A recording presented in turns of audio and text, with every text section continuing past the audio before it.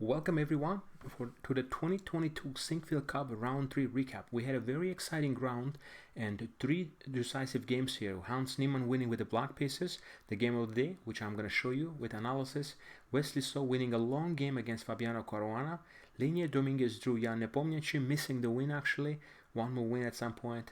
And Alireza Firuza had an excellent game where he sacrificed the piece and had a very strong attack against Levon Aronian. Shakhriyar Mamedyarov game against Maxim Vachier-Lagrave ended in a draw. But definitely the highlight of the round was the game of Magnus Carlsen playing with the white piece against the wild card, the person who got into the tournament a few days before the event, Hans Niemann. Let's take a look at this game, guys. So the game started off with d4, knight f6, c4, e6. And here we have the Nimzo-Indian defense, which was allowed. Normally, white can also play the move knight f3 here to prevent the bishop before pin, and then black has options here. Can play d5, transposing to queens can be declined. You can play b6 here as well, or bishop b2 before check as well. In fact, Carlsen played the bishop before check in the game against Aronian in the previous round. But in this game we saw knight c3, bishop b4, g3. A little bit more rare move. Mostly more popular moves in this position are queen c2, the classical, or e3, the Rubinstein variation. So he played the move g3, and now we have castle. Bishop g2, d5, and I'm quite familiar with this position because I actually played it myself once, a3, and the game I played was against a strong Cuban grandmaster Lazaro Bruzon, and in that game Bruzon played the move bishop e7, and I followed it up with an idea that I saw in a Wei game against Sergei Karyakin, takes, and knight h3 with idea to go here. A little bit unusual, but I'll explain the idea. Knight goes on f4, let's say c6, you castle, and this is how my game developed basically, f3, and I tried to play for the quick e4, e5 idea, and I obtained a nice advantage. My opponent wasn't very familiar with this setup and went on to win a very nice game. But in this game, Hans decides to play the move bishop takes c3, b takes c3, d takes c4, picking up the pawn. And again, there are not so many games played in this position, so we have now knight f3, c5, attacking the center, and here we have the novelty of the game, queen takes d4. There were 2 games played before in this position, and in both games white played c takes d4 here. So queen takes d4, knight c6. If you look at the clocks, Magnus is playing very fast. He's at 1 hour and 32 minutes versus 1 hour 18. Queen takes c4, e5.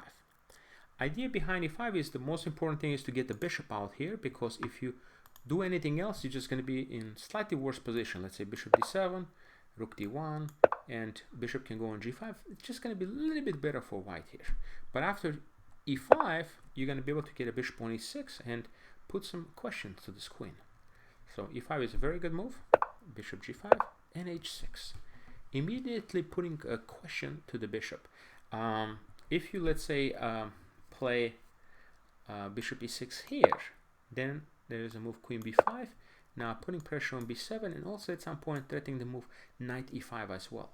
So this might give white a slight advantage. So it's more precise to play h6, now rook ft1, and now the queen is under attack. You would think, oh, I have to move the queen here. But if you play the move queen e7, again, bishop takes f6, queen takes f6, and now knight d2, getting ready to play knight e4, hitting the queen, and then putting the knight on d6 or c5. And white has some serious pressure in this position. Okay, if the knight lands on c5 or d6, it's going to be very difficult for black to complete the development of the queen side. So that's why it's a very important move here to play bishop e6. It's an exclamation mark, and now attacking the queen. So for a moment it seems like we can take on d8 and maybe we're going to have some advantage, but actually it's not. Black is absolutely fine after this strong move bishop e6. Let's take a look. If you play queen b5, thinking, oh, it's probably the same thing, then queen moves, we take on f6. But now is a fantastic move, queen a5, proposing the trade of the queens. And if you trade, the bishop is under attack. You don't have time to take on e5, so you have to do something with this bishop. Bishop takes on f6, and this is actually going to be very slightly better for black because these pawns are quite weak, and it's going to be very easy to attack them. So this is no good. And here, if you try to keep the bishop, let's say you play something like bishop e3, then simply knight c4 is a fantastic square, putting pressure on e3 and also defending the pawn on e5. Again, black is slightly better. And the line actually, it's very interesting. If you take on c8, rook fc8, strong move, protecting the piece, and now your bishop is still under attack. And if you take bishop f6, it seems like, okay, I can take on f6, takes back, and you can just come back or something. But the problem here is the in-between move. Rook a b8, very strong. And look at this queen, guys. The queen is simply trapped on b7. I mean, this is quite fantastic. I mean, very precise calculation, and everything just works out. Suddenly, it works out to black's favor here. So let's go back to the game now. So Magnus realized that queen b5 it's not that good, so he went for rook d8, bishop e6, rook a8, and here the e2 pawn is hanging, so there's no time to play a move like bishop e3 because you're just simply going to be losing a pawn, so it's not going to be good. So he played bishop takes f6, g takes f6, king f1, defending the pawn. There are some other possibilities here. Maybe he could have abandoned this pawn, played the move knight h4, bishop takes e2, knight f5, putting pressure on h6. And let's say you try to defend it, then rook b1, and actually white is going to get some initiative. This was another way to play, I think, and I like this actually a little bit better because it's a lot more active than what he did in the game. And with the active play, it's going to be easier to get the equality. So in the game, he played bishop takes f6, king f1, and now rook d8. Now, first of all, you're controlling the file, king e1,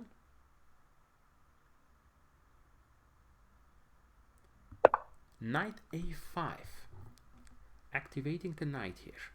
It's a good move. Now, knight at some point is definitely going to go to c4 here. And again, the main problem is these pawns are just weak. And of course, there are double pawns for black too, but it's much harder to attack the f6 and h6 here than the c3. So it's slightly better for black. Rook d1 is a good move. And now, a very important moment here. Again, Hans plays the very best move here, rook c8. You may think, hey, what about this? Just take here and play the move bishop d5, pinning, and then bring the knight in. But here, actually, black doesn't have much. Knight h4, swapping the bishop. Knight goes on c4. And here, there are a few different ways how white can play. For example, knight e3 is one option. And if you take on a3, simply c4. And then you have to be very careful because your knight doesn't have a way to get back into the game. And the third is king c1 and king b2. And you might be actually in a little bit of trouble. So there's a way to bail out here, but it's just going to be a draw here. If you take on e3, even though white structure looks bad, but you're just not going to be able to win this endgame because e4 controls the position. And now it's just king d3. Should be just equal. So that's why this rook c8 is so strong, because it's a little bit counterintuitive to play a move like this, because you're basically allowing the opponent to get in on a 7th rank, but there's just not much out there. So knight d2, yeah, if you go there, just simply bishop e6. So you're not really gaining anything, and you're going to lose the c3 pawn. Bishop e6, and now a very important moment in the game, c4 is played. Sacrificing the pawn. I think this is an okay move. And now bishop takes c4. The knight, if you take with the knight, then you're dropping the b7 pawn. So black is trying to secure that. And here, there's a very strong move here, but it's hard to find. It's you have to play the move f4 here. From first glance, it looks absolutely crazy. You just give up a pawn and then playing f4. But you will see a little bit deeper. What's the idea? If you take now, knight takes c4. Knight takes on c4, bishop b7, so this is fine, so it should be a draw. Rook takes c4, and now a fantastic move, rook d7 comes in, and now we see the point of f4, because if check, king has an excellent square to hide. And let's say you take, at the moment you're up 2 pawns, but my bishop is actually landing on d5, and I don't think I'm going to have any problems holding this position. It's just going to be domination. My pieces are too strong. The rook on d7, bishop on d5, so I will pick up f7, probably b7, f6. It's just going to be a draw. So that's why f4 is so strong. if you do the same thing here, rook d7, you think I can do this. Doesn't quite work because of the check, and you don't have a f2 square and e2 square. You have to go here and then simply knight b3 check. King goes on e3, knight c5 now, attacking the rook and protecting b7. If you go rook c7, simply rook c3 check, back, and now knight e4 check. I mean, somehow everything just works out at the end for black. It's just a move by move. So this was probably frustrating for Magnus because just it looks like this is so natural. It should just work, you know, rook d7, bishop d5, but it doesn't. So this f4 would have been a very strong move to equalize the game. But he took, and now it's not the same. It's not the same because there are some problems with this king. Objectively speaking, I think Magnus still should hold this position. He's definitely, if not the best, one of the best players, you know, of the endgames of all time. I mean, his endgames are just absolutely amazing. But here somehow he did not play his best in this endgame. Rook d8. This part is fine, and here what he really needed to do, he played the move rook 8. I think rook is fine at the moment. It's important to play the move f3 here. First of all, this gives a really nice shelter for the king to go to an f2, and then you can also play the move g4. You want to kind of fix those weaknesses on f6 and h6. And for example, h5, king f2, let's say he plays knight c6, and here actually you can just go for the rook endgame. You don't absolutely have to, but this kind of endgames, you're gonna hold. Magnus is gonna hold this kind of endgame, okay? This a pawn, rook a7, it's just gonna be very hard to do anything. So let's say here, yeah, with the a pawn, it's gonna be very difficult to win. So right around here, I thought he didn't play the best way here. Rook 8, I wasn't sure about, and now again, giving some chances for black to start pushing the pawns. Again, very important to prevent e4, and to do that, he had to play the move f3 to prevent Hans from advancing these pawns any further and getting activity for the king. You know, king f6, king e5, restrict the opponent pawns, because the bishop is stronger than a knight. The knight is now stuck on the side of the board. So e4 was played. He played rook e8 now, and again g4. Yeah, this is not the best move. Somehow he allowed these pawns to move here. Rook d8 now is the best, but it's already hard to play like this. So he went for this. Rook c5, bishop a2, and now knight c4.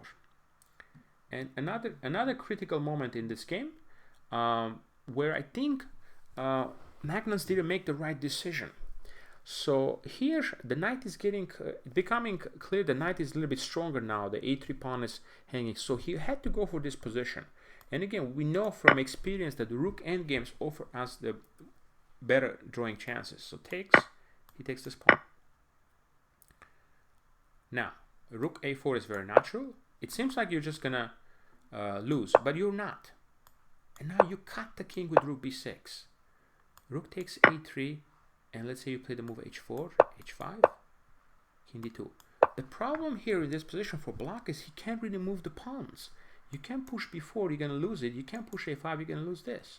And let's say you try to do the slow way, my king gets in. You go here, my king gets in here. And I'm going to get some very serious counterplay. Let's say you continue with this, right? Now you go here and guess what? Check. And suddenly my king gets active. I'm going to pick up on f7, and I'm not in any kind of danger in this position. That's why at this moment it was absolutely necessary to take this knight and get to that position. And I think Magnus would have held our endgame. He played a4, knight d6. Now it's just winning for black.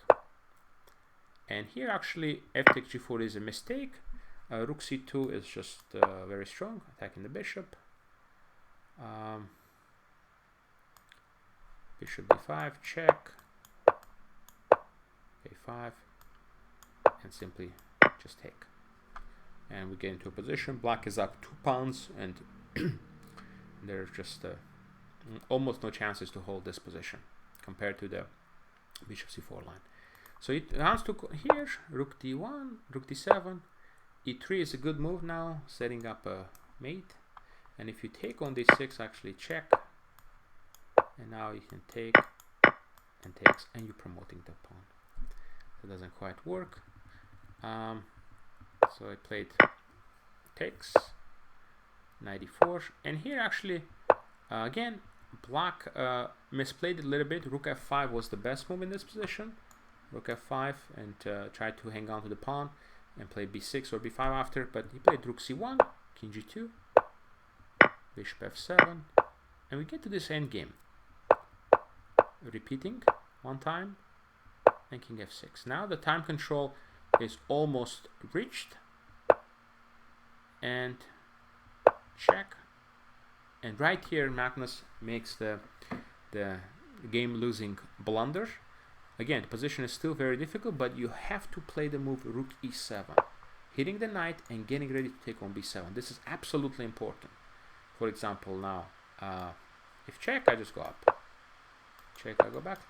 You're gonna have to take, because if you play, let's say, knight g5, there is a bishop g2 move, just defending, and now b7 is still hanging. So, still advantage for black, but it's harder to win this position. If you take on d5, and again, once again, rook endgames, they offer the best chances in this kind of positions to hold, okay? No guarantee you're holding this position, but again, something like this will offer you the best chances. But after move rook d7, now it becomes pretty clear. Knight g5, bishop f7, king f5, king f6 was also winning here, and now you are in an endgame down a pawn, and the problem here is just very simple. White wants to go b5, b4, b3, and just queen. So in order to stop that, you have to play a5, but now you're putting your pawn on a vulnerable square. King e5, king g3, knight f1. They're just, you can also play king f2 here, try to defend, but it's just losing position. Knight e4, knight d6, and eventually black will win. So now we get this position. King g4 is fine too, but it's just still losing. You're just going to lose this pawn. And what happens here, just knight goes on c4 and picks up the a5 pawn. King and pawn endgame, so I lost, and after I take two connected pawns will win. And that's why Magnus went back here, hoping for this last trick with e4 to get the bishop on d5, but takes. King f4 is correct. And here, knight f3 was played. In this position, actually, he just went for to win the a5 pawn.